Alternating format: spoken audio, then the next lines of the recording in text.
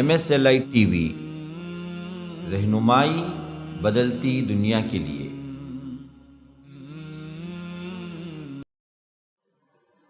السلام علیکم ورحمۃ اللہ وبرکاتہ۔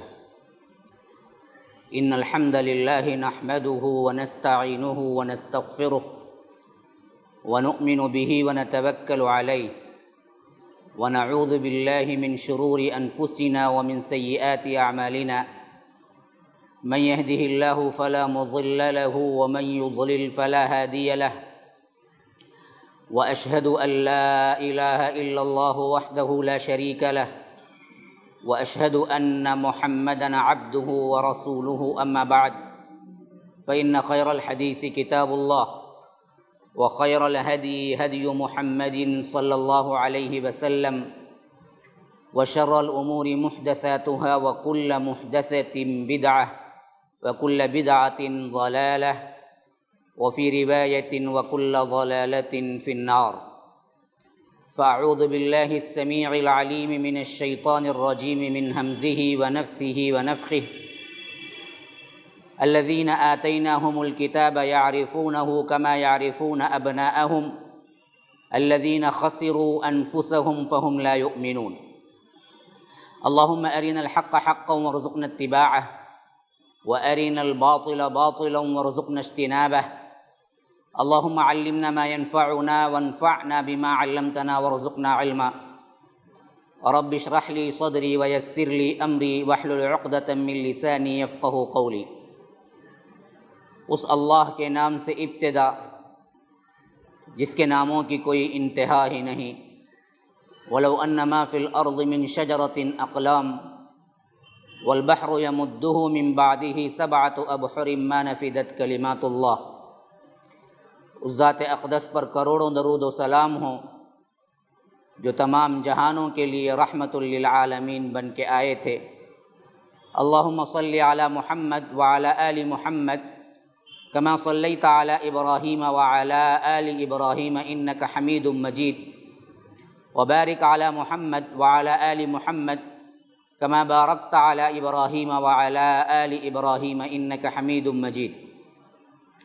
برادران اسلام، واجب الاحترام بزرگوں، دوستوں، عزیز ساتھیوں، لائق احترام ماؤں اور بہنوں، اللہ تبارک و تعالیٰ کے فضل و کرم سے دورہ ترجمہ قرآن کا جو سلسلہ ہفتہ واری طور پر رمضان المبارک کے بعد شروع کیا گیا وہ الحمدللہ جاری و ساری ہے، اور اسی تسلسل سے آج کا یہ درس میں آپ کے سامنے دے رہا ہوں۔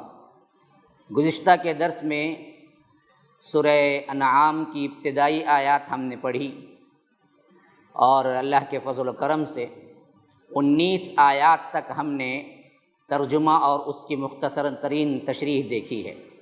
اب میں نے خطبے کے شروع میں سورہ انعام کی 20ویں آیت آپ کے سامنے تلاوت کی۔ اللہ تبارک و تعالیٰ فرماتا ہے الذین آتیناہم الکتاب یعرفونہ کما یعرفون ابناءہم، کہ وہ لوگ جنہیں ہم نے کتاب عطا فرمائی تھی پہچانتے ہیں اس کو جیسا کہ پہچانتے ہیں اپنے بیٹوں کو۔ اب یہاں پر یہ بات ہے کہ یعرفونہ کی ضمیر کہاں لوٹتی ہے؟ یعنی اللہ تبارک و تعالیٰ فرماتا ہے کہ یہ لوگ جو جھٹلا رہے ہیں، خصوصیت کے ساتھ یہاں پر اشارہ یہودیوں اور ان لوگوں کی طرف ہے جو اچھی طرح پہچانتے تھے کہ یہ اللہ ہی کی طرف سے کتاب اتری ہے اور یہ رسول اللہ ہی کی طرف سے آئے ہیں، سچے ہیں، برحق ہیں۔ اور یہودیوں کو تو اس پر پورا علم تھا، اور یہ بات ہم سورہ بقرہ میں بھی پڑھ چکے ہیں، وہاں پر بھی یہ بات یہودیوں کے سلسلے میں آئی کہ یہ لوگ اللہ کے رسول صلی اللہ علیہ وسلم آپ کو پہچانتے ہیں اسی طرح جیسے یہ اپنے سگے بیٹوں کو پہچانتے ہیں۔ یہاں پر بھی وہی بات دہرائی جا رہی ہے کہ الذین آتیناہم الکتاب، جن کو ہم نے کتاب دی، اہل کتاب یہود و نصارہ، اور زیادہ تر رخ یہودیوں کی طرف، اور فرمایا کہ یعرفونہ، وہ پہچانتے ہیں اس کو۔ ہو کی ضمیر یا تو قرآن کی طرف بھی جا سکتی ہے، اور ہو کی ضمیر محمد الرسول اللہ صلی اللہ علیہ وسلم کی طرف بھی جا سکتی ہے، یعنی دونوں باتیں آ سکتی ہیں کہ اے اللہ کے رسول آپ کو پہچانتے ہیں، جن کو ہم نے کتاب دی ہے وہ لوگ آپ کو پہچانتے ہیں جیسے یہ اپنے بیٹوں کو پہچانتے ہیں، اس حد تک پہچانتے ہیں کہ یہ اللہ کے رسول ہیں۔ اور یہ بات بھی ہو سکتی ہے کہ اللہ کے رسول صلی اللہ علیہ وسلم آپ کو ہم نے جو کتاب دی ہے اس کو پہچانتے ہیں کہ یہ اللہ ہی کی طرف سے آئی یہ کتاب، جیسے اپنے بیٹوں کو پہچانتے ہیں۔ دونوں مراد ہو سکتے ہیں، اور یہاں دونوں ہی مراد بھی ہیں کہ یہ بدبخت کو معلوم تھا کہ یہ جتنی پیشن گوئیاں تورات میں آئی یہ وہی رسول ہے جس کے اندر ہم نے یہ تمام پیشن گوئیاں پالی، لیکن مان کر نہیں دیتے تھے۔ اور یہاں جو مثال اللہ تبارک و تعالیٰ نے بیان کیا ہے یہ بہت ہی گہری، اور آج کے لحاظ سے جتنے منکر یعنی جتنے منکرین حق ہیں ان سب پر فٹ ہوتی ہے۔ بہت سے لوگ علماء سو میں وہی ہیں جو پہچانتے ہیں اچھی طرح کہ غلط ہے لیکن مان کر نہیں دیتے، اور اس میں ضرورت وجہ کیا بنتی ہے؟ حسد، کینہ، بغض، اسی طرح کی ضد، ہٹ درمی۔ یہی بات ان کی بھی تھی کہ اللہ کے رسول صلی اللہ علیہ وسلم برحق ہیں، یہ اچھی طرح پہچانتے۔ کیسے؟ اپنے بیٹوں کو، یاد رکھیے انسان کسی کو بھی جھٹلائے لیکن بیٹے کو پہچاننے سے انکار نہیں کرے گا۔ کروڑوں لوگوں کا مجمع ہو اور باپ کو کھڑا کر دیا جائے اور کہے کہ آپ اپنے بیٹے کو پہچان لیں، تو منٹ کے 1000ویں حصے میں کہے گا کہ یہ میرا بیٹا ہے، کبھی اس کے لیے مغالطہ نہیں ہوگا۔ تو ایسے ہی اللہ کے رسول آپ کو پہچانتے ہیں کہ یہ آپ اللہ کی طرف سے سچے رسول ہیں، لیکن بدبختی کیا چھائی ان کی؟ الذین خسروا انفسہم، البتہ جو لوگ اپنے آپ کو تباہ کرنے پہ خود تل گئے ہیں، اپنے آپ کو خسارے میں ڈالنا خود پسند کر لیے ہیں، فہم لا یؤمنون، یہ ایمان نہیں لائیں گے، یہ ضد کے ہیں، ان کو بات سمجھ نہیں آ رہی ہے، اس واسطے انکاری نہیں ہے، یہ سمجھ کر ایکٹنگ کر رہے ہیں ناسمجھی کی۔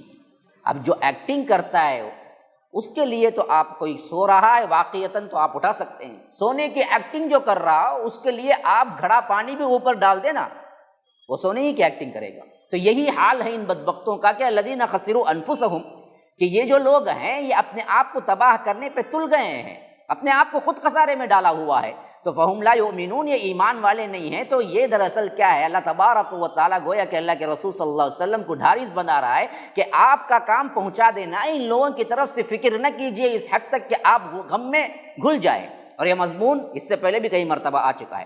فرمایا اس کے بعد کہ وَمَنْ أَظْلَمُ مِمَّنِ افْتَرَىٰ عَلَى اللَّهِ كَذِبًا أَوْ كَذَّبَ بِآيَاتِهِ إِنَّهُ لَا يُفْلِحُ الظَّالِمُونَ، اس سے بڑھ کر ظالم کون ہوگا؟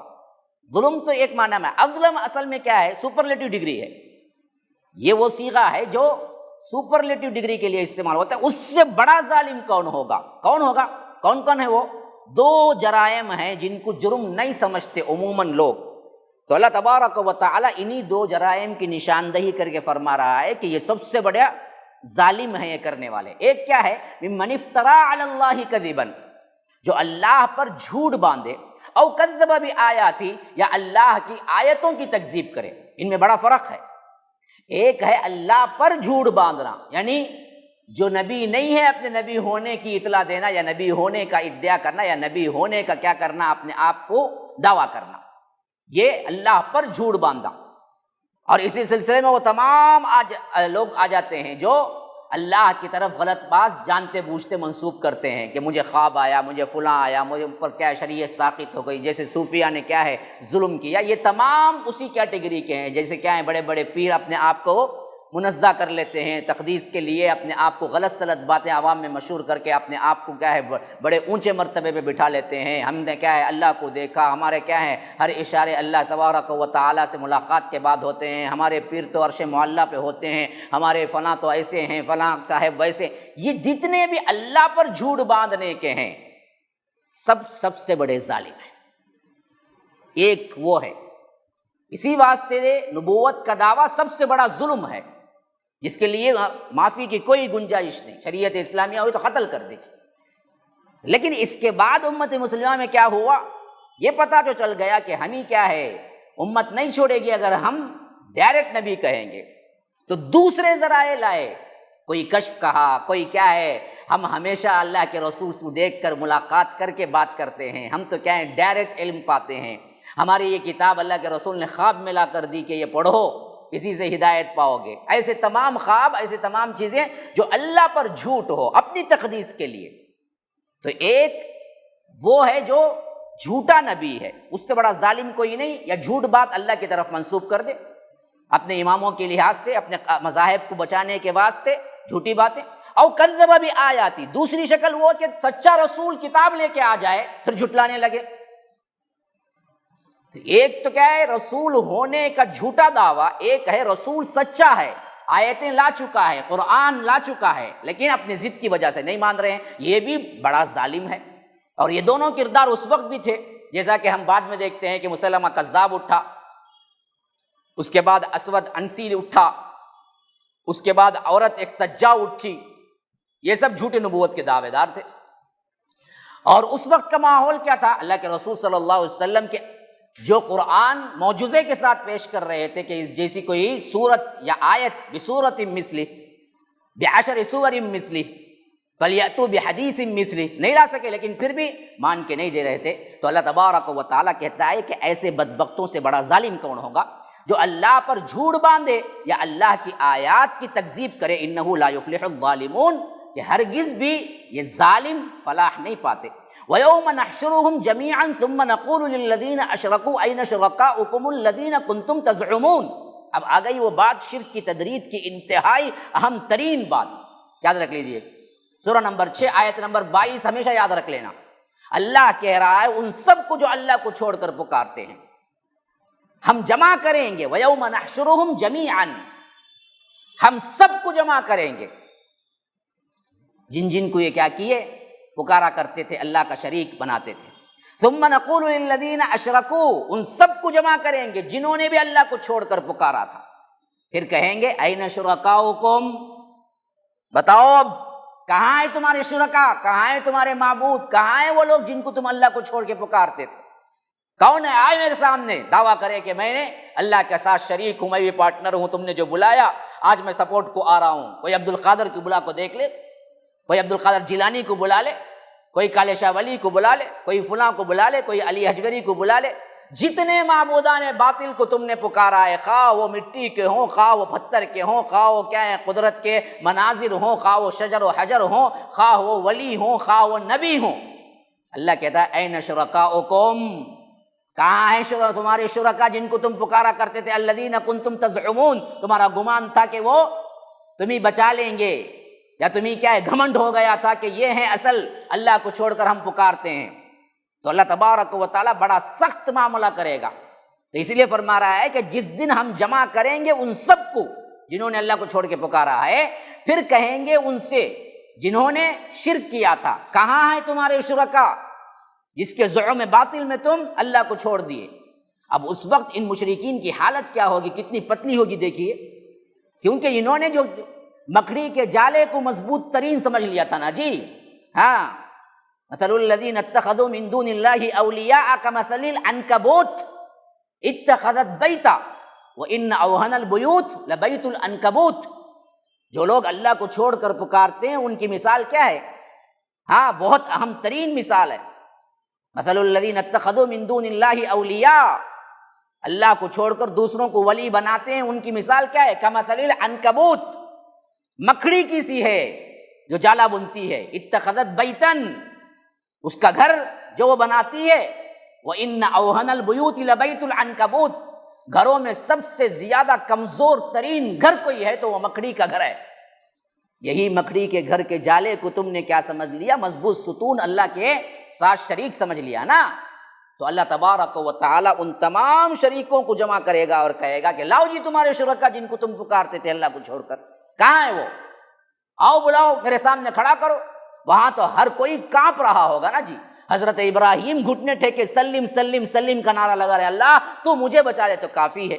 بڑے بڑے انبیاء نیل ڈاؤن ڈالے، وَتَرَا كُلَّ أُمَّةٍ جَاثِيَةٍ، ہر امت نیل ڈاؤن ڈالے ہوئے کھڑے ہوں گے اور پکار رہے ہوں گے، رو رہے ہوں گے، گڑ گڑا رہے ہوں گے، اے اللہ آج میں بچ گیا تو کافی. ایسے وقت میں کون اللہ کے مقابلے میں آئے گا؟ انبیاء کا یہ حال ہو تو اولیاء کیا چیز ہے؟ یہی اللہ کہتا ہے. تو اس وقت مشرکین کی حالت جنہوں نے اللہ کو چھوڑ کے پکارا ان کی کیا ہوگی؟ ثم لم تکن فتنتهم الا ان قالوا واللہ ربنا ما كنا مشرکین. پھر نہیں ہوگی ان کی کوئی اور چال سوائے اس کے کہ وہ کہیں گے اللہ کی قسم جو ہمارا رب ہے ہم مشرک نہیں تھے. صاف انکار کر دیں گے ہم نے کبھی ان کو پکارا ہی نہیں. یہی حالت ہونے والی ہے. جب ان کو ہم پکڑیں گے نا سخت پکڑ میں ہر پکارنے والا اپنے پکارنے والے کو بھول جائے گا، اپنے معبود کو بھول جائے گا اور لگے گا اللہ تبارک و تعالیٰ سے التجا کرنے کہ اے اللہ ہم نے کبھی شرک کیا ہی نہیں، ہم نے پکارا ہی نہیں۔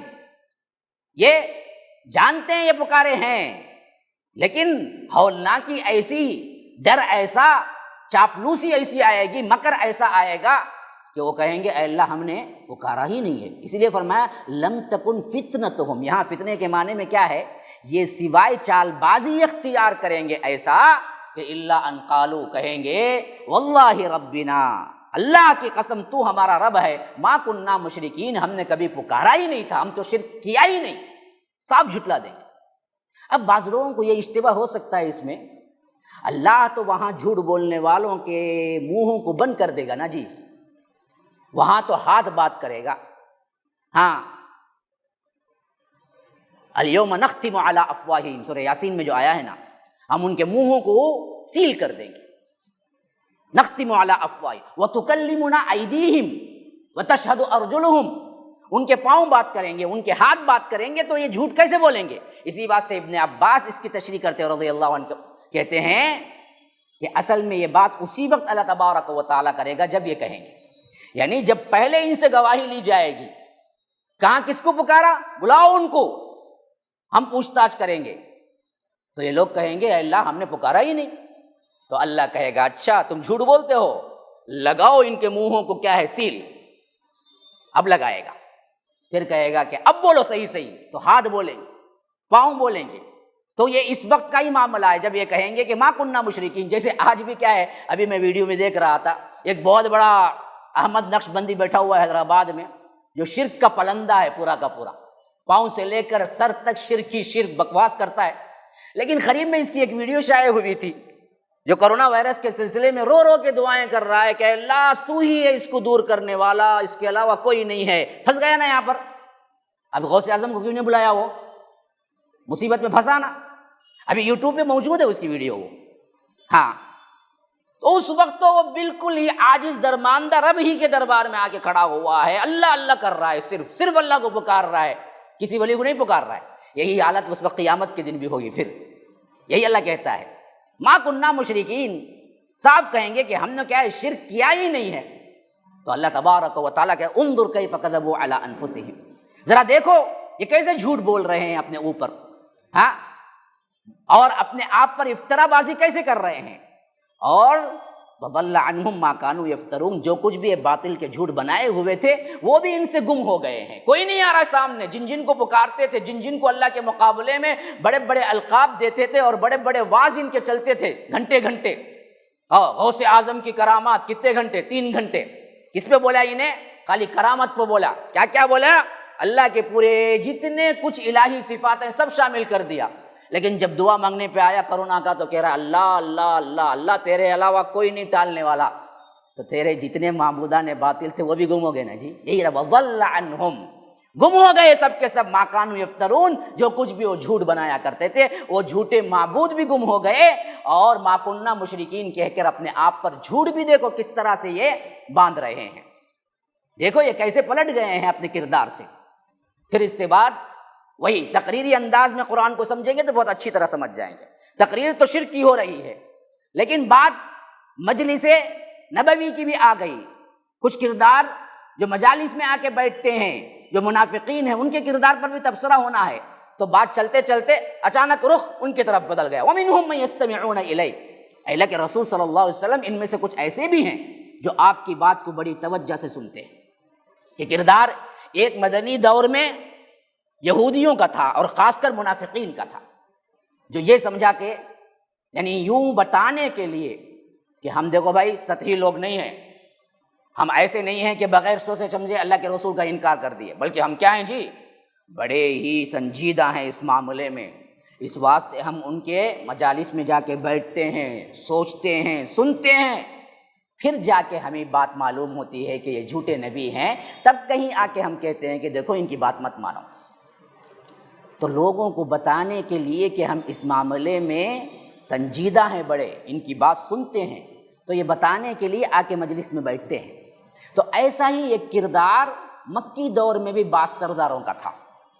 جو مسلسل انکار کرتے رہے تو لوگ شبہ میں پڑ گئے، ارے بھائی ان کا کام ہی انکار کرنا، بھائی کچھ بھی بولو، یہ صرف انکار ہی کرتے ہیں۔ تو اب انہوں نے سوچا کہ اگر ہم صرف خالی انکار کریں گے اللہ کے رسول کا تو خود عوام نہیں مانے گی، تو کرنا کیا چاہیے؟ نا لوگوں کو بتانے کے لیے مجلس میں جا کے بیٹھنا، کان لگا کے سننا، تاکہ لوگ سمجھے کہ ہم بڑے سنجیدہ ہیں، حق اگر معلوم ہوگا تو قبول کر لیں گے۔ لیکن اصل نیت کیا ہے؟ نہ قبول کرنا ہے نہ سمجھنا ہے، لوگوں کو یہ بتانا کہ دیکھو ہم اس معاملے میں سنجیدہ ہیں، سن کر سمجھ کر ہم دراصل آپ کو بتا رہے ہیں کہ اس کی باتیں نہ سنو۔ تو ان کا کردار یہاں پر آ رہا ہے کہ اللہ تبارک و تعالیٰ کہتا ہے وَمِنْهُمْ مَنْ يَسْتَمِعُونَ إِلَيْكَ، کچھ لوگ تو ایسے ہیں اللہ کے رسول صلی اللہ علیہ وسلم جو آپ کے پاس بڑی توجہ کان لگا کر سنتے ہیں، ہاں لیکن حالت ان کی کیا ہے جی؟ وَجَعَلْنَا عَلَىٰ قُلُوبِهِمْ أَكِنَّةً أَن يَفْقَهُوهُ وَفِي آذَانِهِمْ وَقْرًا، حالانکہ ہم نے ان کے دلوں پر پردے ڈال دیے ہیں، نہ ان کو وہ سمجھ سکتے ہیں، اور ان کے کانوں کے اندر ہم نے گرانی پیدا کر دی ہے، ان کے اندر کیا ہے؟ ثقل پیدا کر دیا ہے، یہ سننے سمجھنے کے لائق نہیں ہے۔ اب آپ پوچھ سکتے ہیں اللہ ہی کر دیا تو وہ کیا کریں گے؟ نا، اللہ ان کے ضد ہٹ درمی اور پہلے سے یہ نیت کر لینا کہ مجلس میں آنے سے پہلے ہی اللہ کے رسول سے نیت کر چکے ہیں، ہم کو سننا سمجھنا نہیں ہے، ہم کو انکار کرنا ہے، لوگوں کو بتانا ہے کہ دیکھو ہم سنجیدہ ہیں، اس کے لیے آنا ہے۔ تو اللہ تعالیٰ ان کی ضد ہٹ درمی میں کہتا ہے کہ ہم نے خود ان کے کانوں پر گرانی پیدا کر دی اور ان کے اندر کیا ہے؟ پردہ ڈال دیا، وہ ہدایت کی بات سن ہی نہیں سکتے، لیکن آ کے بیٹھتے ہیں یہ بتانے کے لیے کہ بہت اچھی طرح سن رہے ہیں۔ پھر اس کے بعد جا کے لوگوں سے کہتے ہیں کہ دیکھو بھائی ہم نے تو بڑا غور کیا، ہم تو سوچے کہ شاید یہ سچا نبی ہوگا، لیکن پورے غور کے بعد ہمیں نتیجے پر پہنچے ہیں کہ یہ تو بالکل ہی کیا ہے؟ جھوٹا ہے، اس کی بات مت مانو۔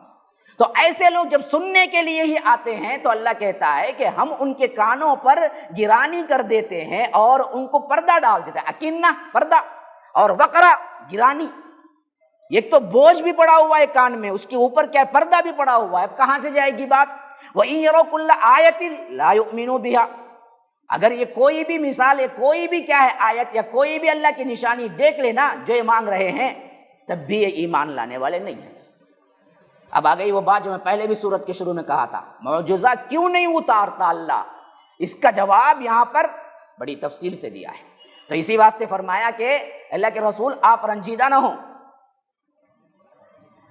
اگر ان کے مطابق ہم دے بھی دیں یہ ماننے والے نہیں ہیں، جب بھی یہ کوئی نشانی دیکھیں گے ایمان نہیں لائیں گے۔ وَإِن يَرَوْا كُلَّ آيَةٍ لَا يُؤْمِنُوا بِهَا حَتَّى إِذَا جَاءُوكَ يُجَادِلُونَكَ يَقُولُ الَّذِينَ كَفَرُوا إِنْ هَذَا إِلَّا أَسَاطِيرُ الْأَوَّلِينَ، یہاں تک کہ اے نبی صلی اللہ علیہ وسلم جب وہ آپ کے پاس آتے ہیں تو آپ سے جھگڑا اور مناظرہ کرتے ہیں، یہ ہے اصل مسئلہ، نیت ہدایت کی ہے ہی نہیں، جھگڑے کے واسطے آتے ہیں، دکھانے کے واسطے آتے ہیں۔ اللہ کے رسول صلی اللہ علیہ وسلم کی بات میں سے بات نکال کر کس طرح لوگوں کو کیا ہے ہدایت سے پھیریں، اس کے لیے آتے ہیں بس۔ اور یہ کافر لوگ تو کہتے ہیں کہ اساطیر الاولین، ارے بھائی یہ تو پرانی باتیں ہیں، قصے کہانیاں ہیں، پتہ نہیں کب سے اللہ کے رسول جمع کرتے رہے، یہودیوں سے کچھ، نصرانیوں سے کچھ، یا پرانے لوگوں سے کچھ، وہ سب اب جمع کر لیے اور ہمارے سامنے بیان کر رہے ہیں۔ اساطیر الاولین، پچھلے لوگوں کی کہانیاں ہیں بس، اس کے علاوہ کچھ نہیں ہے۔ اور آگے فرمایا ان کا حال کیا ہے، وَهُمْ يَنْهَوْنَ عَنْهُ وَيَنْأَوْنَ عَنْهُ، دیکھو یہ دراصل روکتے بھی ہیں خود رک بھی جاتے ہیں، دو ہی سائملٹینیس یعنی دو افعال ہے جو قرآن میں اللہ نے یہاں لایا ہے۔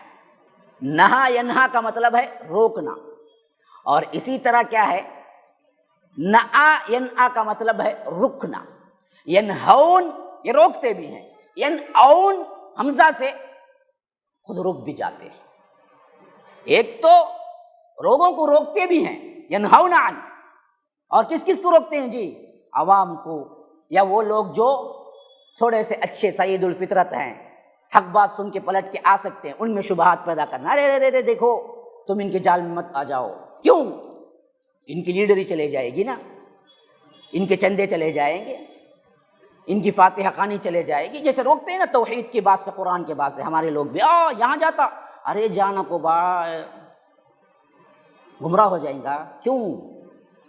ایسا نہیں آئیں گا نا جی، چندے نہیں آئیں گے، ہاں کھانے نہیں آئیں گے، چھلے چھٹی چلے جائے گی. ینہون اور ینعون، خود بھی رکتے ہیں، خود بھی اہمیت نہیں دیتے. نعا ینعا مفہوم ہے دور ہونا، الگ ہونا. یہ بھی قرآن پڑھ کے اللہ تبارک و تعالیٰ سے ہدایت مانگ کے اچھی طرح علم حاصل کر کے ہدایت یافتہ لوگوں میں شامل ہونا چاہتے ہی نہیں ہیں. ہاں یہ پڑھے گا بدبخت غوثیہ، یہ پڑھے گا بدبخت درود تاج، یہ پڑھے گا بدبخت پرانے زمانے کے قصے کہانیاں، لیکن یہ نہیں پڑھے گا کبھی قرآن. کہتے ہیں کہ باتیں بہت پڑھے گا، ہمارے بڑوں نے کہا ہے باتیں بہت پڑھے گا، لیکن پڑھے گا نہیں، قرآن نہیں پڑھے گا. کیوں؟ چاہتا ہی نہیں ہے نا. ینعون عن، خود دور دور رہتا ہے قرآن سے. ہاں تو ایک تو وہ فعل ہے جو خود کرتے ہیں، نہا ینہا روکنا، ینعون رکنا. تو اللہ تبارک و تعالیٰ کہتا ہے کہ وَهُمْ يَنْهَوْنَ عَنْ وَيَنْأَوْنَ عَنْ، لوگوں کو روکتے بھی ہیں، خود بھی اس قرآن سے رک جاتے ہیں. اب بتاؤ کون ہے یہ؟ کون ہے؟ دیکھ لیں کون قرآن اور حدیث کی طرف بلاتے ہیں، وہ تو اس میں شامل نہیں ہوں گے. اب جو اپنی باپ دادا کی طرف بلاتے ہیں وہی اس میں شامل ہوں گے. تو وَإِن يُهْلِكُونَ إِلَّا أَنفُسَهُمْ وَمَا يَشْعُرُونَ، وہ نہیں ہلاک کر رہے ہیں سوائے اپنے آپ کو، لیکن اس کا احساس نہیں ہے. یہ کام کر کے دراصل یہ سمجھتے ہیں توحید کو بہت بڑا خسارہ کر رہے ہیں یا اللہ کی ذات کو نقصان کر رہے ہیں. نا، اللہ کہتا ہے کسی کو نقصان نہیں کر رہے ہیں سوائے اپنے آپ کے، لیکن ہیں بدبخت شعور والے نہیں ہیں، ان کو پتہ ہی نہیں ہے وہ کتنا بڑا غلط کام کر رہے ہیں. اب اللہ تبارک و تعالیٰ ایسے کرنے والوں اور ان کافرین کا وہ خاص طور پر حشر کے میدان کے احوال اور اس کا تذکرہ لا رہا ہے جب وہ پچھتائیں گے ان کاموں پر. وَلَوْ تَرَىٰ إِذْ وُقِفُوا عَلَى النَّارِ، کاش کہ اللہ کے رسول صلی اللہ علیہ وسلم آپ دیکھتے اس وقت جب یہ کھڑے کیے جائیں گے آگ پر. فَقَالُوا يَا لَيْتَنَا نُرَدُّ، اس وقت وہ کہیں گے ہائے کاش کسی طرح ہمیں لوٹا دیا جائے. اور یہاں کیا ہے؟ نصدق کا ایک لفظ محذوف بھی ہے، یعنی وہ کہیں گے کہ تب ہم تو مان لیتے اگر ہم کو لوٹا دیا جائے پھر دنیا میں ایک مرتبہ. یا لیتنا نرد، اگر ہمیں پلٹا دیا جائے پھر دنیا کی طرف تو ہم تصدیق کریں گے. ولا نکذب، ہرگز بھی ہم تکذیب نہیں کریں گے، جھٹلائیں گے نہیں. بآیات ربنا، ہمارے رب کی آیتوں. تو وہاں پر تو کیا ہے؟ اس وقت چلائیں گے ایک مرتبہ پھر دوبارہ اللہ ہم کو بھیج دے، تو ہرگز بھی ہم کیا نہیں کریں گے؟ قرآن کو نہیں جھٹلائیں گے، قرآن و حدیث پر عمل کریں گے. وَنَكُونَ مِنَ الْمُؤْمِنِينَ، اور ہم پکے سچے مسلمان بن جائیں گے، مومن بن جائیں گے. اللہ کہتا ہے بل بدا لہم ما کانوا یخفون من قبل، بلکہ یہ تو ان پر وہی حقیقت ظاہر ہوئی جو اس سے پہلے اپنے دل میں چھپائے ہوئے تھے. یعنی ایسا نہیں تھا کہ ان کو کیا ہے اس کا علم ہی نہیں تھا، حق پہلے بھی واضح تھا. آج جہنم اور عذاب دیکھنے کے بعد یہ جو کہہ رہے ہیں کہ پھر ایک مرتبہ لوٹا دو تو ہم مومن بن جائیں گے، ہم جھٹلائیں گے نہیں، اس کا مطلب یہ نہیں کہ جب حق سامنے تھا دنیا میں اس وقت بھی ان کو شک تھا یا آ کر ان کو سمجھ نہیں آیا. حقیقت تو سمجھ میں آئی تھی، لیکن اصل بات یہ تھی کہ ان کے اوپر حسد، بغض، کینہ، بات کا نہ ماننا، ہٹ دھرمی یہ غالب تھی جس کی واسطے وہ رسول کو جھٹلاتے تھے، اللہ کی آیتوں کو جھٹلاتے. آج بھی اللہ کی قسم میں بتا رہا ہوں بہت سے ایسے علماء سو ہیں جن کو اچھی طرح معلوم ہے کہ حقیقت توحید کیا ہے. درگاہ کے چکروں میں کیا کچھ چلتا ہے، یہ چندے کے نام پر، یہ درگاہوں کے نام پر کیا کچھ دنیا لوٹ رہے ہیں، کیا کچھ عیش و آرام ہو رہا ہے، لیکن پھر بھی عوام کو نہیں بتلاتے، اس واسطے کہ ان کی دراصل کیا ہو جائے گی؟ تذلیل ہو جائے گی.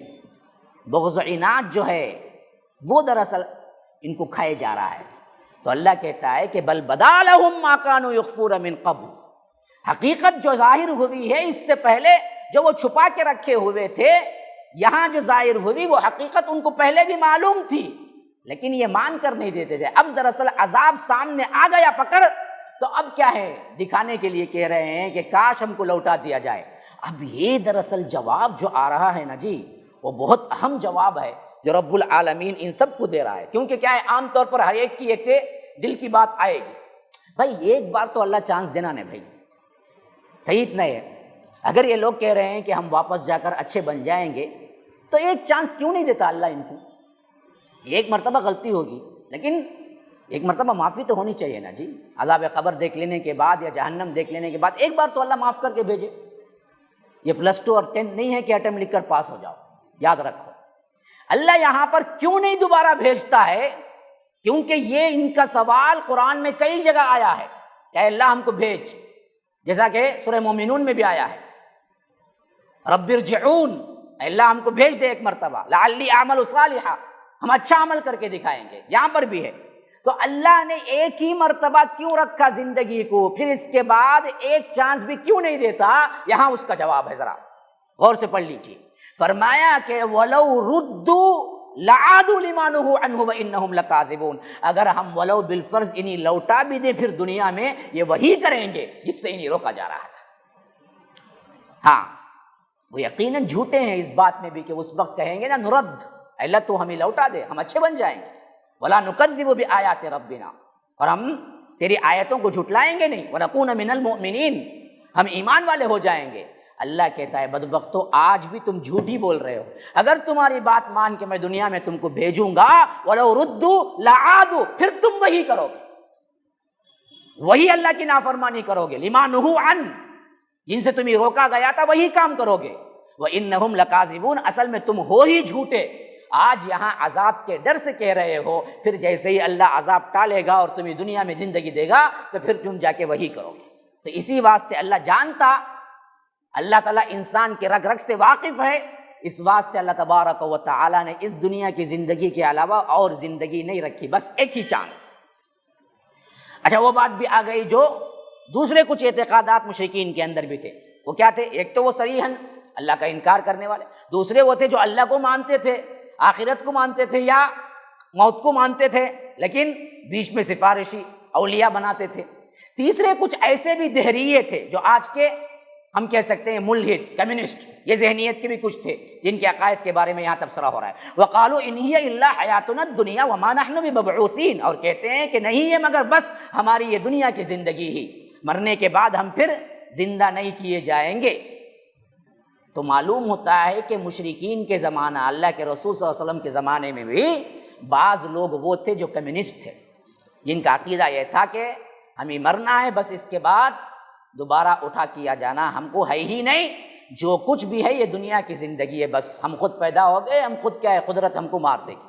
دوسری جگہ اس کی وضاحت میں آیا ہے کہ وما یہلکنا الا الدہر، ہم کوئی نہیں مارتا سوائے زمانہ، یعنی زمانہ گزرتا گیا، ایک وقت آیا ہم پیدا ہو گئے، زمانہ گزرتا جائے گا، ایک وقت آئے گا ہم مر جائیں گے، بس نہ ہم کو کسی نے پیدا کیا نہ ہم کو کسی نے مارا، بس جو بھی ہو رہا ہے زمانے کے لحاظ سے ہو رہا ہے۔ جیسے ڈاروین تھیوری تھی کہ ایک زمانہ آیا، ایک امیبا نام کا ایک کیڑا پیدا ہو گیا، پھر وہ بڑھتا گیا، دوسرے جانور ہوئے، پھر وہ بڑھتا گیا دم کٹی، پھر وہ بڑھتا گیا بندر سے انسان بن گیا، پھر ایک مرتبہ آئیں گے سب مر جائیں گے۔ بس یہ تھیوری آج کی نہیں ہے، یہ تھیوری معلوم ہوتا ہے اللہ کے رسول صلی اللہ علیہ وسلم کے زمانے میں بھی بہت سے دہریت کی تھی، لیکن بہت کم لوگ تھے۔ اس واسطے اس عقیدے کے اعتبار سے قرآن میں 2-3 جگہ ذکر آیا ہے، بس اس میں سے ایک ذکر یہ ہے کہ وَقَالُوا إِنْ هِيَ إِلَّا حَيَاتُنَا الدُّنْيَا وَمَا نَحْنُ بِمَبْعُوثِينَ، کہ یہ زندگی کچھ نہیں ہے سوائے یہ زندگی کے علاوہ، یہ حیات دنیاوی کے علاوہ، اور ہم پھر دوبارہ کبھی اٹھا کھڑا کیے نہیں جائیں گے، کوئی آخرت وغیرہ نہیں ہے۔ وَلَوْ تَرَىٰ إِذْ وُقِفُوا عَلَىٰ رَبِّهِمْ،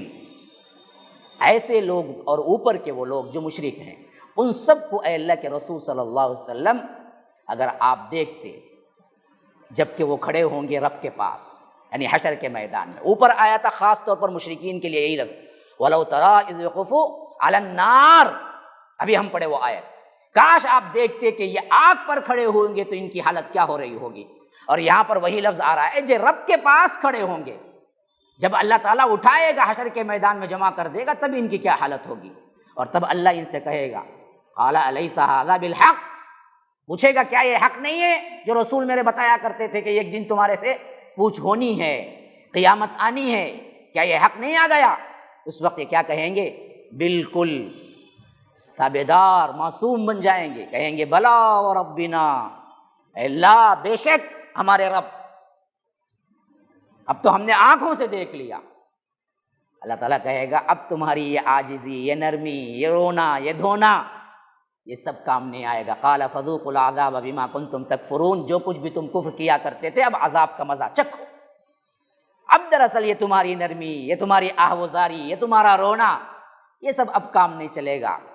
ہاں، یہ دنیا میں تم ایک آنسو بھی بہا لو رب کے ڈر کی وجہ سے، پھر تو اللہ کے پاس اتنا قیمتی ہے کہ وہ آنکھ جہنم میں نہیں جائے گی، لیکن کل قیامت کے دن نشانیاں دیکھ لینے کے بعد، جہنم دیکھ لینے کے بعد اگر تم آرزو کرو گے کہ اب چھٹکارا مل جائے، تو تب تمہارا کوئی چھٹکارا ملنے والا نہیں ہے۔ اس وقت تمہیں عذاب کا جو مزہ چکنا ہے وہ چک کر رہنا ہے، تمہارا کوئی ولی آ کے تمہیں بچائے گا نہ تمہارا کوئی کیا ہے پرسان حال ہوگا۔ قد خسر الذین کذبوا بلقاء اللہ، بڑے گھاٹے میں پڑ گئے وہ لوگ جو اللہ سے ملاقات کے انکاری ہیں۔ اب ڈائریکٹ نصیحت شروع ہو گئی۔ بدبختو، یہ کیسے سمجھ لیا کہ جب اللہ نے تمہیں زندگی دی، بنایا، سب کچھ دیا، تم سے پوچھے بغیر چھوڑ دے گا؟ بڑے گھاٹے میں پڑ گئے وہ لوگ جو سمجھتے ہیں کہ آخرت میں پوچھ نہیں ہوگی یا آخرت نہیں آئے گی یا ہم سے سوال نہیں ہوگا۔ یہ سب کے سب لوگ بڑے گھاٹے میں۔ حتی اذا جاءتہم الساعۃ بغتہ، یہاں تک کہ جب آ جائے گی ان پر وہ اچانک ساعہ، وہ گھڑی۔ اب یہاں پر مراد ایک تو موت بھی ہو سکتی ہے، لیکن الساعہ جب لفظ آ گیا تو یہاں پر قیامت ہی مراد ہے۔ تو معلوم ہوا قیامت جب آئے گی تو اچانک آئے گی۔ اب اس آیت سے تطبیق لے لیجئے۔ قرآن میں بعض جگہ آیا ہے هل ينظرون الا الساعة ان تأتيهم بغتة، دیکھو یہ لوگ قیامت اچانک آ جائے گی اس کا انتظار کر رہے ہیں۔ فقط جاء اشراطها، ہرگز نہیں آئے گی جب تک کہ اس کی نشانیاں نہیں آئیں گی۔ اب کم فہم لوگ، جاہل قسم کے لوگ قرآن کے اندر تضاد نکال لیتے ہیں۔ ایک جگہ اللہ کہتا ہے کہ قیامت اچانک نہیں آئے گی، اور ایک جگہ اللہ کہتا ہے قیامت اچانک آئے گی۔ حتی اذا جاءتهم الساعة بغتة، یہ کیا بات ہو گئی؟ اللہ کہتا ہے بغیر نشانیوں کے قیامت نہیں آئے گی۔ سورہ محمد کے اندر هل ينظرون الا الساعة ان تأتيهم بغتة فقد جاء اشراطها، کیا یہ لوگ اس کا انتظار کر رہے ہیں کہ اچانک ان پر قیامت آ جائے؟ ہرگز بھی نہیں، جب تک کہ ان کے لیے وہ نشانیاں نہ آ جائیں۔ اور یہاں کہتا ہے کہ یہ اچانک ان پر قیامت آ جائے گی۔ کیا مطلب؟ یاد رکھیے، اچانک ہی قیامت آئے گی لیکن نشانیوں کے بعد آئے گی۔ کیسے؟ اچانک ہی قیامت آئے گی لیکن نشانیوں کے بعد آئے گی۔ نشانیاں شروع ہونے کے بعد بھی ایک وقفہ ایسا ہو جائے گا جس میں اللہ کو بھول جائیں گے۔ حتیٰ کہ حدیث میں آتا ہے کہ کپڑا لینے والا کپڑے کا ناپ لے لے گا اور وہ خریدار کو کپڑا دے کے پیسے لینے والا ہوگا، قیامت قائم ہو جائے گی۔ پینے والا پانی گلاس اٹھا لے گا، ابھی گھونٹ بھرنے والا ہوگا، قیامت آ جائے گی۔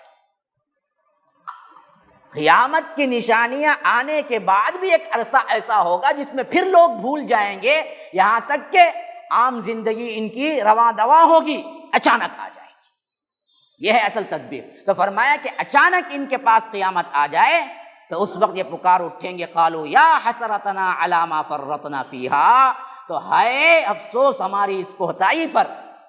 فیہا، ہا کی ضمیر جا رہی ہے قیامت کی طرف، سا کی طرف۔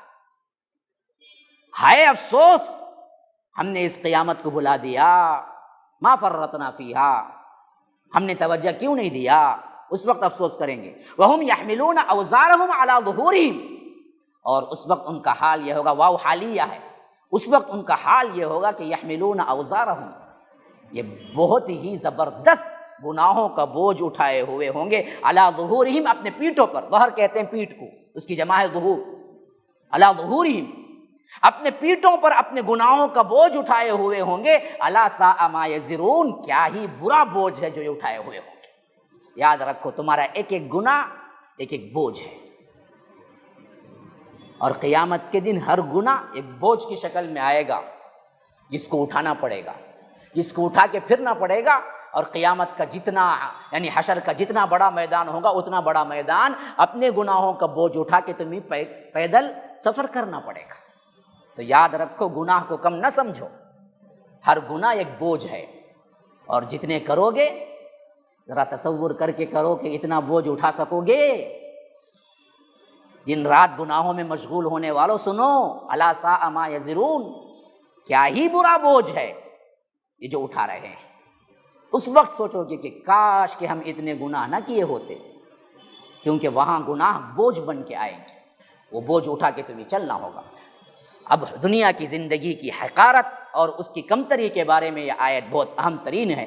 وَمَا الْحَيَاةُ الدُّنْيَا إِلَّا لَعِبٌ وَلَهْوٌ، نہیں ہے دنیا کی زندگی مگر کھیل اور تماشا، اس کے علاوہ کچھ نہیں۔ اور یہ بات بھی بہت حقیقت ہے، بہت ہی اہم ترین ہے سمجھنے کی۔ کیوں؟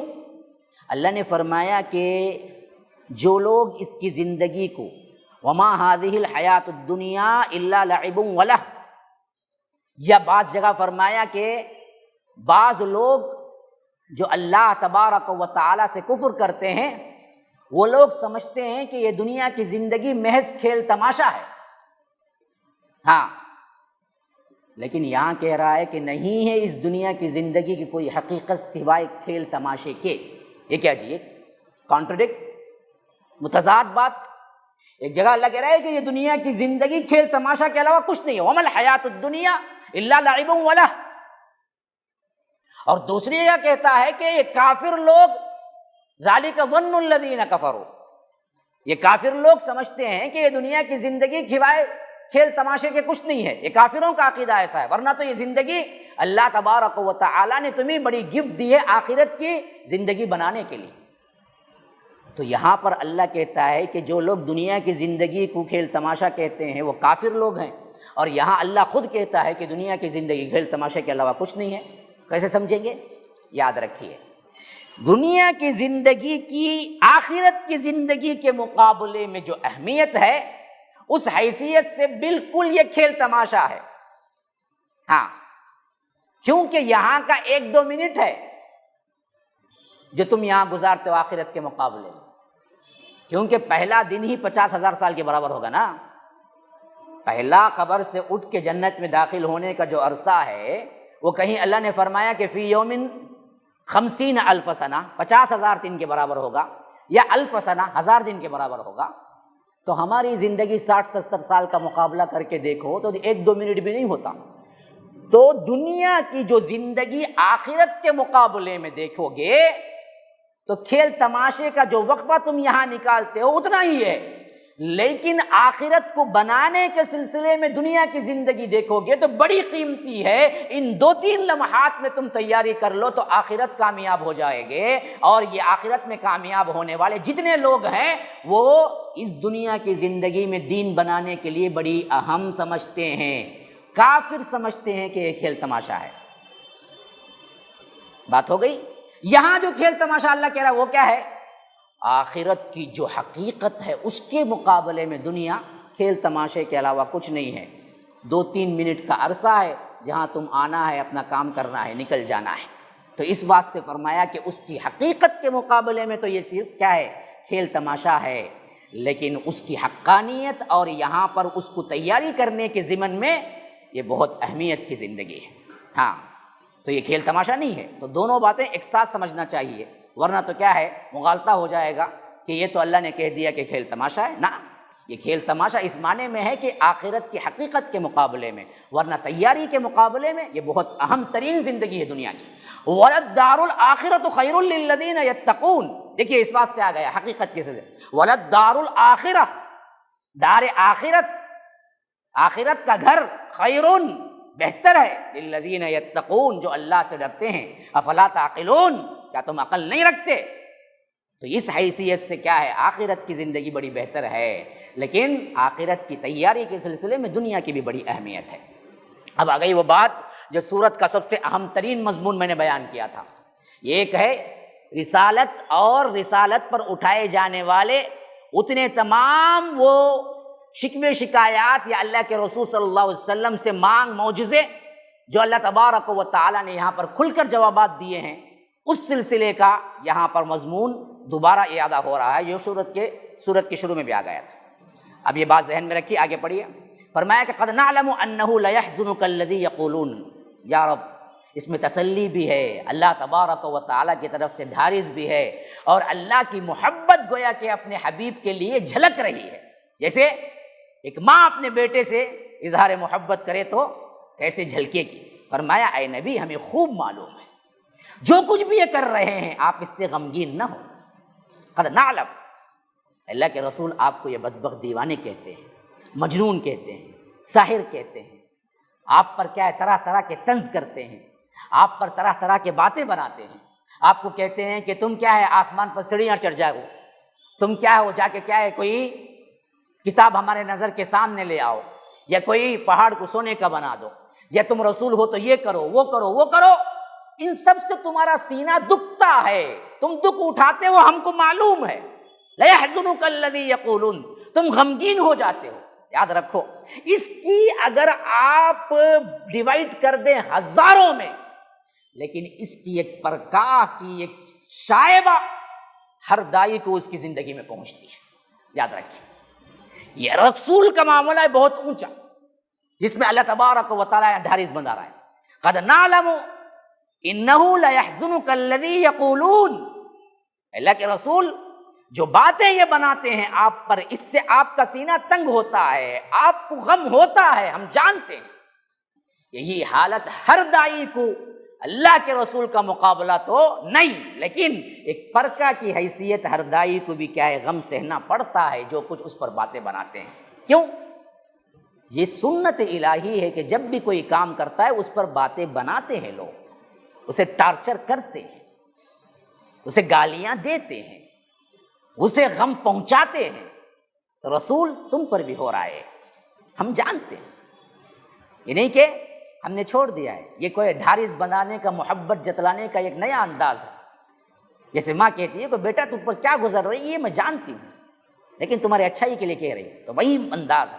اللہ کے رسول آپ پر کیا گزرتی ہے ہم جانتے ہیں، لیکن آپ غم نہ کیجئے۔ کیوں؟ فَإِنَّهُمْ لَا يُكَذِّبُونَكَ، اصل معاملہ یہ ہے رسول کے یہ آپ کو نہیں جھٹلاتے ہیں، وَلَكِنَّ الظَّالِمِينَ بِآيَاتِ اللَّهِ يَجْحَدُونَ، بدبخت اصل میں حجت میں آ کر یہ میری آیتوں کو جھٹلاتے ہیں۔ گویا کہ آپ کو جھٹلانا آپ کا جھٹلانا نہیں ہے، آپ کو جھٹلانا مجھے جھٹلانا ہے۔ اللہ تعالیٰ اپنے آپ پر لے لیا، کہا کہ فَإِنَّهُمْ لَا يُكَذِّبُونَكَ، اللہ کے رسول آپ کو نہیں جھٹلا رہے ہیں، آپ کو نہیں غم پہنچا رہے ہیں، یہ بدبخت دراصل میری آیتوں کو جھٹلا رہے ہیں، ورنہ تو آپ سے کوئی دشمنی نہیں ان کو۔ جب تک آپ نبوت سے پہلے تھے وہ آپ کو امین مانتے تھے، صادق مانتے تھے، پلکیں بچھاتے تھے، اللہ کے رسول صلی اللہ علیہ وسلم آئے تو خوش ہو جاتے تھے مجلسوں میں، تو آپ سے اصل دشمنی نہیں ہے، آپ کی دعوت سے دشمنی ہے، آپ اللہ کے پیغمبر ہونے سے دشمنی ہے۔ تو اللہ کہتا ہے تو آپ اس میں غمگین نہ ہو جائیے، بلکہ یہ اصل میں میری مخالفت میں کر رہے ہیں ظالم، وَلَكِنَّ الظَّالِمِينَ بِآيَاتِ اللَّهِ يَجْحَدُونَ، یہ اللہ کی آیتوں سے دراصل کیا ہے، انکار کر رہے ہیں۔ ورنہ تو یہ تو کیا اسی واسطے کیا ابو جہل تو منہ پہ کہتا تھا اللہ کے رسول صلی اللہ علیہ وسلم پہ پسند۔ اللہ کے رسول آپ کو جھوٹا ماننے کے لیے تو دل نہیں کہتا، نہ ہم نے کبھی آپ سے جھوٹ دیکھا ہے، لیکن جو تم لے کے آئے ہو اس کو ماننے کو دل نہیں کرتا۔ تو اللہ کے رسول کی سچائی کی تو یہ لوگ مانتے تھے، لیکن مانتے نہیں تھے تو اصل اللہ کی کتاب ہونے کو نہیں مانتے تھے، اس بات سے اصل دشمنی تھی۔ ورنہ محمد ابن عبداللہ سے کوئی دشمنی نہیں تھی، اصل دشمنی تو تھی تو محمد الرسول اللہ سے تھی۔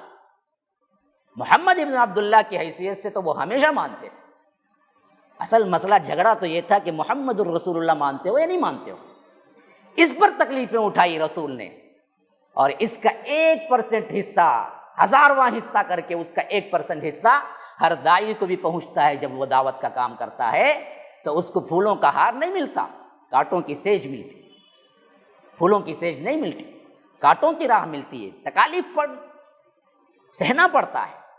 تو جم کے کھڑے ہونا چاہیے، ان آیتوں سے کیا کرنا چاہیے، ہمیں بھی دراصل عزم ارادہ پختہ کر لینا چاہیے۔ وَلَكِنَّ الظَّالِمِينَ بِآيَاتِ اللَّهِ يَجْحَدُونَ، یہ ظالم لوگ اصل میں اللہ کے رسول مجھے انکار کر رہے ہیں، میری آیتوں کو انکار کر رہے ہیں، اور اسی ڈھارس میں، اسی نصیحت میں اور بات آگے اللہ تبارک و تعالیٰ بڑھا رہا ہے۔ وَلَقَدْ كُذِّبَتْ رُسُلٌ مِّن قَبْلِكَ، اللہ کے رسول یہ بھی آپ سمجھ لیجئے، آپ سے پہلے بہت سے رسول ایسے ہی جھٹلائے جا چکے ہیں، یہ نیا نہیں ہے۔ آپ کے ساتھ یہ معاملہ مشرکین مکہ کر رہے ہیں، آپ سے پہلے جو رسول آئے تھے ان سے بھی یہی معاملہ ہوا کہ بدبختوں نے ان سے بھی اعراض کیا، ان کو بھی جھٹلایا، ان کو بھی تکلیفیں دی۔ فَصَبَرُوا عَلَىٰ مَا كُذِّبُوا، ان لوگوں نے صبر کیا ان پر جو کچھ بھی تکذیب کی گئی تھی۔ وَأُوذُوا حَتَّىٰ أَتَاهُمْ نَصْرُنَا، اور ان رسولوں کو کیا نہیں کیا گیا، انہوں نے جلد بازی نہیں کی، بلکہ ان کر صرف باتوں سے نہیں، وَأُوذُوا، اذیتیں بھی دی گئی، ان کو تکلیفیں بھی پہنچائی گئی، یہاں تک کہ ہماری مدد ان تک پہنچ گئی۔ ایسے ہی اللہ کے رسول آپ پر بھی تکلیفیں آئے گی، صبر کرو، اور آپ پر بھی میری مدد آ جائے گی ان قریب۔ وَلَا مُبَدِّلَ لِكَلِمَاتِ اللَّهِ، دیکھو اللہ کی بات کبھی نہیں بدلتی، اللہ کے ان کلمات کو بدلنے والا کوئی نہیں ہے۔ ایک قرآن میں کوئی رد و بدل نہیں، ایک بات دوسری یہ ہے کہ اللہ کی یہ سنت میں بھی کوئی رد و بدل نہیں کہ پہلے دراصل کیا ہوگا، غم آئیں گے، آپ کو جھٹلایا جائے گا، آپ پر مصیبتیں آئیں گی، تو پہلا کنڈیشن صبر کا ہے، کرنا پڑے گا۔ ہاں، دوسرا کنڈیشن مدد کا ہے، میں کروں گا ضرور، اس طریقے میں تم تبدیلی نہیں پاؤ گے، آپ کی بھی مدد ہوگی۔ بہت جلد ہو گئی اس کے بعد فتح مکہ میں، اللہ تبارک و تعالیٰ نے پورا حجاز کھول کے دے دیا اللہ کے رسول۔ تو یہی کہہ رہا ہے وَلَا مُبَدِّلَ لِكَلِمَاتِ اللَّهِ، کہ اللہ کی بات نہیں بدلتی، اللہ کی سنت نہیں بدلتی۔ وَلَقَدْ جَاءَكَ مِن نَبَإِ الْمُرْسَلِينَ، آپ کے پاس رسولوں کی خبریں تو پہلے آ چکی ہیں۔ ہم دراصل قصے جو سنا رہے ہیں انبیاء کے، کیوں سنا رہے ہیں آپ کو قرآن میں؟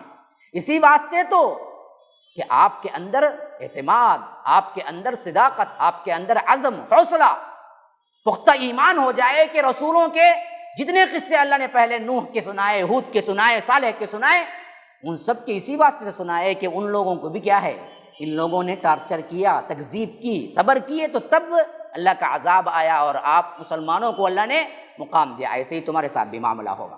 پھر فرمایا کہ وَإِن كَانَ كَبُرَ عَلَيْكَ إِعْرَاضُهُمْ، اب یہ گویا کہ چوٹی کی آیت ہے اس سورہ کی مضمون کے اعتبار سے۔ میں نے بتایا نا، توحید، رد شرک اور رسالت پر معجزہ نہیں ہونا، یا کیوں نہیں دے رہا ہے معجزہ، اس پر کھل کر گفتگو اس سورت کا سب سے اہم ترین ٹاپکس ہیں۔ ان میں سے اس ٹاپک کا سب سے اہم ترین گویا کہ جواب اور آیت ہے، یہ یاد رکھ لیجئے، جو 35 ہے۔ گویا کہ یہ ناراضگی بھی ہے اور ایک طرح کا اللہ تبارک و تعالیٰ کا فیصلہ بھی ہے، جو سنا رہا ہے کہ رسول آپ کچھ بھی کر لیں، ہم معجزہ نہیں دیں گے۔ اب بڑا غور سے سنیے اس آیت کا ترجمہ کرتے ہوئے بھی کیا ہے، دل گھبرا رہا ہے کہ کیسی تنبیہ ہو رہی ہے۔ دیکھو وَإِن كَانَ كَبُرَ عَلَيْكَ إِعْرَاضُهُمْ، اے اللہ کے رسول صلی اللہ علیہ وسلم، ان لوگوں کا اعراض، ان لوگوں کا منہ پھیر کے چلے جانا، یعنی آ کے پوچھتے اللہ کے رسول، ہم مان لیتے آپ کے رسول، آپ کو رسول، لیکن آپ سونے کا پہاڑ بناؤ، چل کے دکھاؤ، آسمان پہ جاؤ، کتاب لے کے آؤ، یہ معجزے دکھاؤ۔ اب یہ پوچھتے پوچھتے ایک طرح کی اللہ کے رسول صلی اللہ علیہ وسلم کو بھی خواہش ہو گئی، اگر اتار دیتا تو کیا ہو جاتا؟ اللہ نے کہا کہ نہیں، اتارتا تو کیا ہے، ان کی قوم کی جو مہلتیں ختم ہو جاتی، اس واسطے ہم نہیں اتارتے، اور آپ جلدی نہ کیجئے۔ تو گویا کہ اس خواہش کو جو اللہ نے پورا نہیں کیا، یہ ایک دوسرا تنبیہی انداز ہے جو یہاں پر ہو رہا ہے۔ فرمایا کہ کبر علیک اعراضہم، کبر علیک اعراضہم، یا رب ان لوگوں کا یہ اعراض، ان لوگوں کی یہ ناراضگی، اللہ کے رسول آپ کو بڑی ہی شاخ گزرتی ہے، مشکل ہوتی ہے، اور آپ سوچتے ہیں کہ کیوں نہیں اللہ تبارک و تعالیٰ معجزہ اتار نہیں دیتا ان کے کہنے پر، تو دل کو تکلیف پہنچتی ہے۔ فَإِنِ اسْتَطَعْتَ، اگر آپ کے اندر استطاعت ہے تو أَن تَبْتَغِيَ نَفَقًا فِي الْأَرْضِ، تم خود کیا کرو، زمین میں سرنگ بنا کے جاؤ، أَوْ سُلَّمًا فِي السَّمَاءِ، یا آسمان میں سیڑھی لگا کے چڑھ کے دکھلا دو، فَيَأْتِيَهُمْ بِآيَةٍ، یہ کوئی نشانی خود سے لا کے دکھلا دو، ہم نہیں لا سکتے۔ یا رب کیا سختی کے ساتھ انکار ہو رہا ہے، دیکھیے معجزے کا۔ اگر آپ کو ان کا اعراض شاخ گزرتا ہے، فَإِن كَانَ كَبُرَ عَلَيْكَ إِعْرَاضُهُمْ، ان مشرکین مکہ کا پوچھ کر اللہ تبارک و تعالیٰ کا معجزہ نہ دینا آپ کو شاخ گزرتا ہے، تکلیف ہوتی ہے، اور اگر آپ کر سکتے ہیں، فَإِنِ اسْتَطَعْتَ أَن تَبْتَغِيَ نَفَقًا، اللہ کہتا ہے تو کر لو، پھر آپ جائیے، آپ اپنے زمین کے اندر کوئی سرنگ پیدا کر لیجئے خود، نَفَقًا فِي الْأَرْضِ، یا ان کے کہنے کے مطابق أَوْ سُلَّمًا فِي السَّمَاءِ، آسمان پر سیڑھی لگا کے چلے جائیے، فَتَأْتِيَهُمْ بِآيَةٍ، یا دراصل کوئی نشانی لا کے رکھ دیجئے، نہیں کر سکتے نا آپ، تو پھر تو کیا ہے، ہم جب چاہیں گے تبھی معجزہ دیں گے، آپ ان پر غمگین نہ ہو جائیے، یہ کہنے کا مطلب ہے۔ اگر آپ کے ان کے اعراض سے شاخ گزرتا ہے معاملہ، تکلیف ہوتی ہے، تو آپ خود کر کے دیکھ لیں، حالانکہ ظاہر جواب ہے نہیں کر سکتے اللہ کے رسول، اسی لیے فرمایا فَإِنِ اسْتَطَعْتَ أَن تَبْتَغِيَ نَفَقًا، اگر آپ چاہیں تو آپ کیا ہیں، زمین میں سرنگ لگا لیں، اور سلمًا فی السماء، سلم کہتے ہیں سیڑھی کو، سیڑھی لگا کے آسمان پہ چلے جائیں، یا کوئی نشانی لائیں، نہیں، یہاں بات آ کے وہ بات کھل کے سامنے آ گئی جو میں نے سورت کے شروع میں بتایا تھا۔ مقصود یہی ہے کہ ایک تو پچھلی امتوں پر جب بھی مانگا گیا، جب دیا گیا تو کوئی جو انہوں نے مانگا انہوں نے حق قبول نہیں کیا۔ دوسری یہ بات کہ اگر اللہ معجزہ دے دیتا تو پھر قریش مٹ جاتی، اور اللہ کو قریش کی قوم کو بٹانا مقصود نہیں تھا، تو معجزہ کیسے دیتا؟ تو وقتی طور پر جو مشقت یا جو پریشانی اللہ کے رسول کو ہوتی تو اس وقت ایسی آیتیں اتارتا، کہتا کہ اللہ کے رسول آپ صبر کیجئے، ہمارے پاس حکمت ہے کہ ہم کیوں نہیں معجزہ دے رہے۔ اب یہ بات میں نے کہا تو کسی نے کیا ہے بالکل جاہلانہ طور پر سوال کیا کہ آپ جو اوٹ پٹانگ تفسیر کر رہے ہیں، کیا اللہ تبارک و تعالیٰ نے شق قمر کا واقعہ نہیں دیا؟ میں نے کمنٹ میں پڑھا تھا کہ کوئی کیا ہے جاہل قسم کا انسان، خود جاہل ہے لیکن مجھ پہ کمنٹ کر رہا ہے، وہ کہہ رہا ہے کہ تم جاہل اوٹ پٹانگ تفسیر کر رہے ہو، کیا اللہ نے شق قمر کا واقعہ نہیں دیا تھا؟ معلوم ہونا چاہیے ایسے افراد کو کہ وہ خود جا کے پہلے پڑھ لیں، کسی پر کمنٹ کرنے سے پہلے اتنا تو خود جا کے پڑھ لیں۔ شق قمر کا مطالبہ ان لوگوں نے نہیں کیا، بات یہاں معجزے کی وہ ہو رہی ہے جس کا مطالبہ وہ کریں وہ اللہ نہیں دیتا۔ انہوں نے اللہ کے رسول سے یہ نہیں کہا کہ ہمیں چاند پھاڑ کے دکھاؤ، اگر وہ کہتے اور تب چاند پھٹتا نا پھر قوم قریش رہتی ہی نہیں۔ یاد رکھیے مسئلہ وہاں ہے کہ یہ جو پوچھ رہے ہیں نشانی، وہ نشانی اللہ اگر بتلا دیتا، جیسے انہوں نے نشانی مانگی اونٹ نکل آئے، صالح کی اونٹنی نکلی، پھر قوم صالح برباد کر دی گئی۔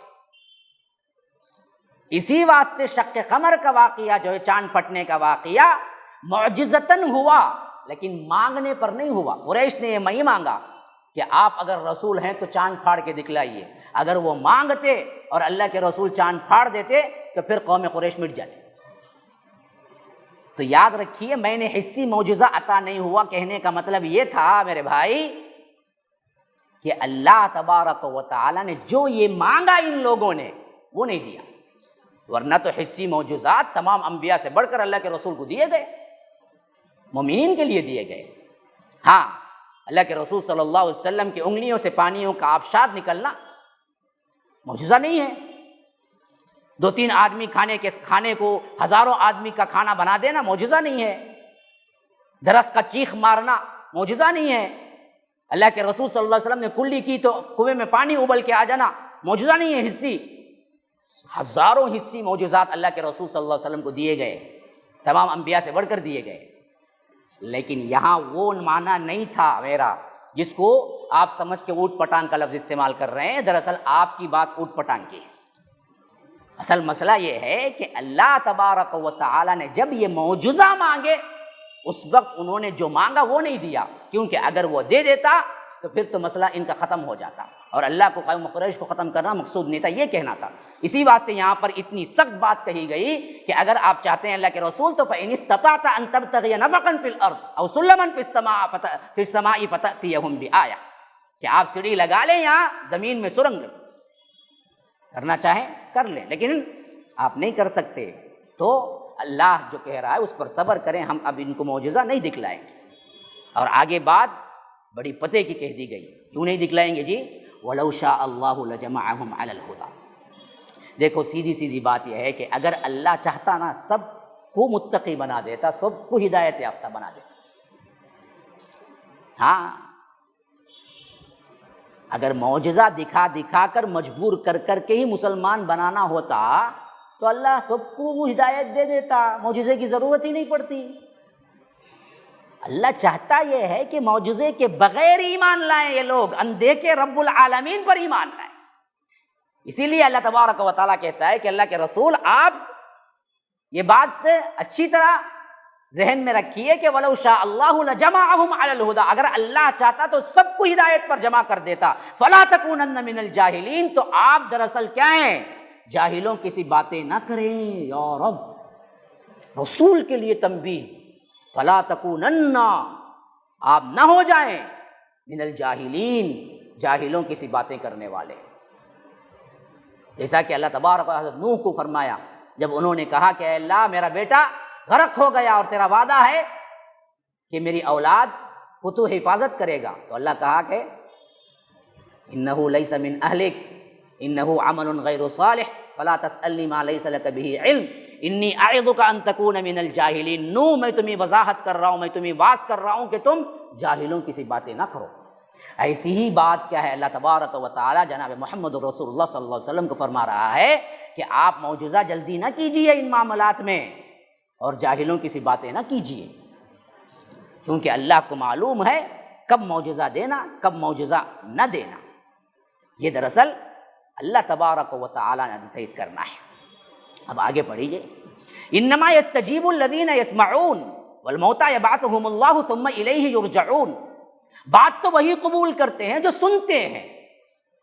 بہت بڑی بات ہے نا جی، جو سنتا نہیں وہ کہاں قبول کرے گا؟ اور رہے مردے تو اللہ ان کو اٹھائے گا، پھر وہ اسی کی طرف لوٹا دیے جائیں گے، اسی کی طرف پلٹنا ہے۔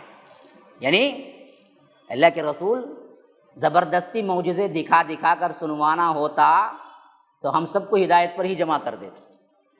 اصل مقصد یہ ہے معجزہ نہیں دینے کا کہ یہ لوگ اصل بات سننا ہی نہیں چاہتے ہیں، قبول کرنا ہی نہیں چاہتے ہیں۔ ایسے لوگوں کو ہم جبراً کیوں زپائیں؟ اس لیے فرمایا کہ انما یستجیب الذین یسمعون، جو لوگ اصل میں قبول کرتے ہیں وہی لوگ ہیں جو سنتے ہیں، سننے کو ہی تیار نہیں ہیں تو قبول کہاں کریں گے یہ بدبخت؟ اور یہ جس طرح زندہ ہو کر کان رکھ کر نہیں سنتے، ان کی مثال ایسی ہے جیسے مردے ہیں۔ والموتى، مردے بھی سنتے نہیں، یہ زندہ ہونے کے باوجود بھی سنتے نہیں۔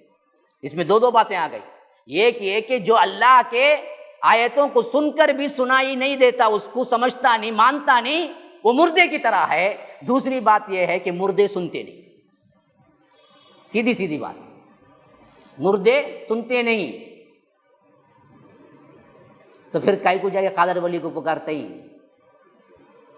کئی کالے شاہ ولی کو پکارتے ہیں۔ والموتى، مردے سنتے نہیں، یہ بھی بات آ گئی اس میں، اور یہ بھی بات آ گئی، سنتے وہی ہیں، جو قبول کرتے ہیں وہی سنتے ہیں، اور یہ قریش کے اندر جو انکار کر رہے ہیں وہ سننا ہی نہیں چاہتے۔ پھر اللہ کہتا ہے کہ ہم ان سب کو جمع کریں گے، بعثهم اللہ ثم الیہ یرجعون۔ اب آ گئی وہ بات کھل کے، اور جو معجزہ نہیں عطا ہونے۔ وقالوا لولا انزل علیہ آیۃ من ربہ، کہتے ہیں کہ کیوں نہیں اتار دی گئی ان پر کوئی نشانی ان کے رب کی طرف سے۔ یہی بات ہے نا جو آپ کو تکلیف دیتی ہے، یہ بار بار آ کے جو کہتے ہیں اللہ کے رسول اگر ہیں تو آپ پر وہی اگر آتی ہے تو کوئی معجزہ کیوں نہیں ہو جاتا، کوئی آیت کیوں نہیں اترتی؟ اللہ تعالیٰ وہ کھل کے سامنے لا لیا۔ دیکھیے کہ یہ آ کے کیا کہتے ہیں، ان پر کوئی نشانی کیوں نہیں اترتی؟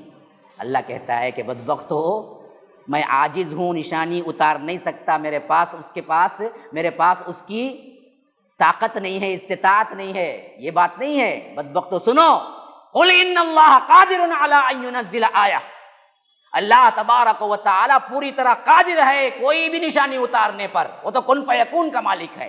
ولکن اکثرہم لا یعلمون، لیکن اکثر لوگ جانتے نہیں ہیں، سمجھتے یہ ہیں کہ اللہ تبارک و تعالی عاجز ہے یا رسول جھوٹا ہے۔ نہیں، نہ اللہ عاجز ہے نہ رسول جھوٹا ہے، بس اللہ وہ چاہتا ہے، اللہ جو چاہتا ہے وہ کرتا ہے، ہر نشانی اتارنے پر قادر ہے، لیکن اب نہیں اتارنا ہے تو نہیں اتارے گا۔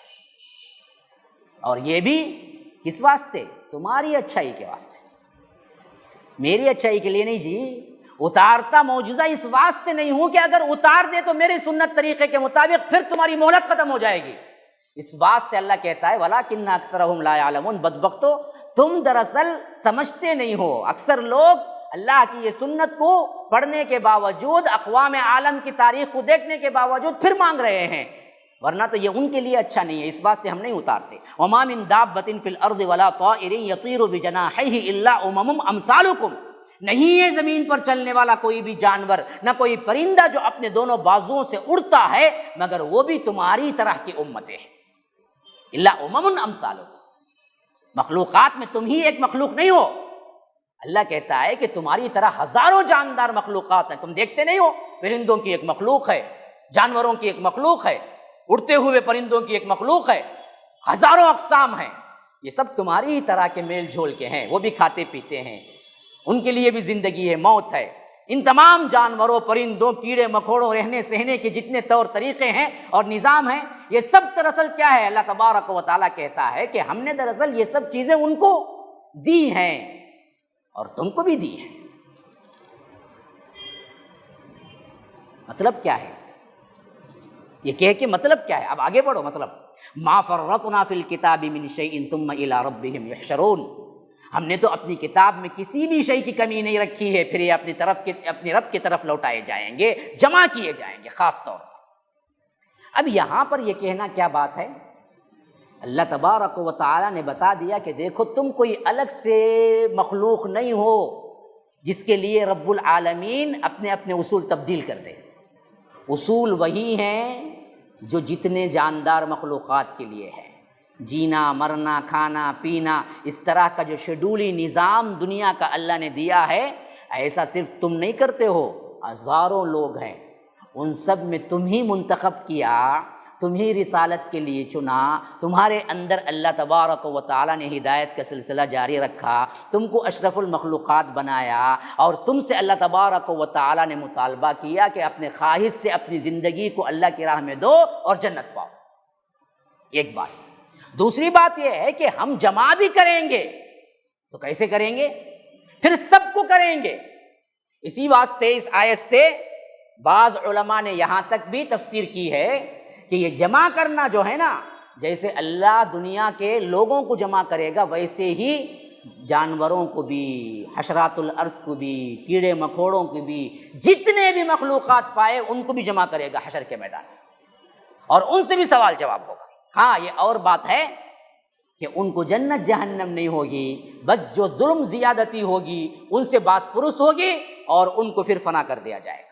اسی واسطے اس آیت کی طرف اشارہ ہے، ما فرطنا فی الکتاب من شیء، کوئی چیز اس کتاب میں ہم نے نہیں چھوڑی، یعنی لوح محفوظ میں ہم نے لکھ رکھا ہے، ثم الی ربہم یحشرون، اور تم سب کو پلٹنا اپنے رب کی طرف ہے۔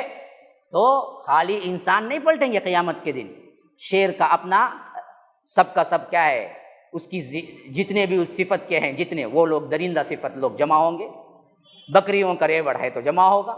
حدیث میں یہاں تک آیا ہے کہ اگر کسی نے اس دنیا میں سنگ والی بکری غیر سنگ والی بکری کو اگر اس نے کیا ہے، کوئی ٹارچر، کوئی مارا ہے یا کوئی زخم کیا ہے، سنگ سے اسے اذیت پہنچائی ہے، تو اللہ اس کو بھی دوبارہ اٹھا کرے گا اور اس کو سنگ دے گا، اور وہ اس سنگ سے اس سنگ والی بکری پر کیا کرے گی، مارے گی، پھر دونوں کو برابر کر دے گا۔ تو ایک قول مفسرین کا یہ بھی ہے کہ اللہ صرف دنیا کے لوگوں کو نہیں جمع کرے گا، سب مخلوقات کو پھر دوبارہ جمع کرے گا۔ لیکن ہاں جنت جہنم یہ دراصل اختصاص ہمارے واسطے ہے کہ نیک بنو، اللہ جنت دے گا۔